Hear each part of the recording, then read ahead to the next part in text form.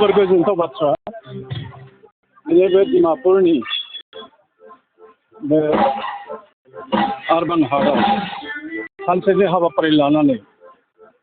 inter state Dimapur रंजालि बैसागु 2024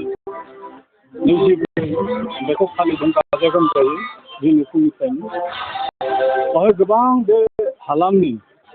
जेरै गलाघाट बेबायदि कन्ट्रि कार्बि आंलं नांजिं थिनालि आरो खाथि खालानि बर' रायजो राजाजों लोगोसे बेवहाय माने डिमासा कसारि आरो मेस कसारि बेवहाय गोबां मानसिफोरा नुजाफैदों रोंगौदांखा हान्जानिबो बेवहाय नुजाफैदों आरो गुबुन गुबुन माने महरगिरि बिथांमोनाबो बेवहाय नुजाफैदों मोनसे खोथा थिग जे जोङो रायजोआरि जिथुनाखि इन्टार स्टेट होननानै बुंदों जोङो मोनसे खौसेथि लाखिनो थाखाय बे हाबाफारिखौ बेबायदि हाबाफारिखौ जों लानांगौ आरो दिनै 40 बोसोराव हाबबाय बे रंजालि बैसागु खुंनाया 40 बोसोराव हाबनाय लोगो लोगो जों बेनिफ्राय मिथियो जे माखासे दैदेनगिरि बिथांमोननि हर नाजानाय नारा नाथा नाजानायनि जाहोनाव दिनै बे रंजालि बैसागुखौ डिमापुराव जोबथा रंजालि बैसागु सान हिसाबै फालिनाय जों बेवहाय नुनो मोनदों आरो बिनि दारै मोनसे मेसेज थांगोन जे जोङो बे रंजालि बैसागुखौ बर'फ्रा जोङो जोंनि जिथुनाखि मंगलीय गस्थिनि मानसिफोर बेखौ जोङो जोंनि गेजेराव खौसे खालामनो थाखाय आरो जोंनि हारिमुखौ जोङो गोसारहोनो थाखाय मुलुग दरबाराव लांनो थाखाय आरो बावैसो भारत सरकारा GI-टेग जिथु होबाय दामजु माखासेखौ GI-टेग होबाय आरो दख'नानिफ्राय जोमग्रा बायदिसिना बेखौ जामुंफोरखौ माने GI-टेग होबाय बेनि दारै मा जागोन जोङो माने हायुं गेजेरारि फिल्डआव जों बर' हारिया जे मोनसे गेरेमसा हारि जों जे माने राव थुनलाइ हारिमु माने एखेबारे गोसारनानै दङ सारा भारत सारा मुलुगाव बेखौ जों मेसेजखौ होनो हागोन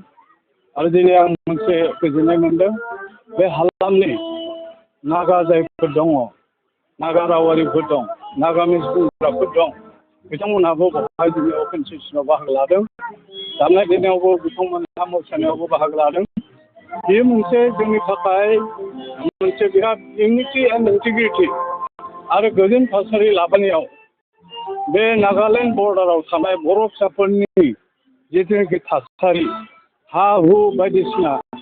गावजों गाव जिथु एना एनि दंमोन बे गैया जालांदों आरो बेखौ दिनै सानैसो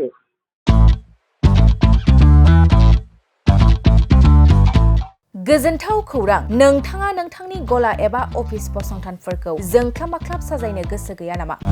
नोंथांनि गलाफोरखौ बायदि बायदि रोखोमनि जोंख्लाब माख्लाब खालामनानै साजायनो थाखाय क'क्राझार नोगोरनि सिङाव थानाय गौरांभेलि हटेल साखाथियाव चाणक्य आर्ट एन्ड डिजाइन गलाया लानानै फैदों बायदि बायदि रोखोमनि आर्ट डिजाइन क'क्राझार नोगोरनि सिङाव थानाय गौरांभेलि हटेल साखाथियाव चाणक्य आर्ट एन्ड डिजाइन गलाया नोंथांमोननि थाखाय लानानै फैदों नोंथांनि गलाखौ जोंख्लाब माख्लाब खालामनो गोबां रोखोमनि आर्ट डिजाइन बेफोर आर्ट डिजाइनफोरनि गेजेराव दं 3D signboard 2D signboard acrylic trophy SAP panel name plates retro reflective signboard neon साइनबोर्डफोरनि आर्ट डिजाइनफोरखौ नोंथाङा चाणक्य आर्ट एन्ड डिजाइन गलानिफ्राय मोनफुंनो हागोन बेनि अनगायैबो इनग्रेविं सार्भिस आर्क्राइलिक लेटार काटिं MDF जालि काटिं लग' ग्राफिक्स डिजाइन आरो कास्टमाइज गिफ्ट आइटेम्सफोरखौ नोंथांमोननि गलानि थाखाय चाणक्य आर्ट एन्ड डिजाइन गलाया लानानै फैदों आर्ट डिजाइन गोबां बाथ्रा मिथिनो थाखाय नोंथाङा नैबे 9706125636 6800981649 जानबुं नम्बरनि गेजेरजों खौरां लाहरनो हागोन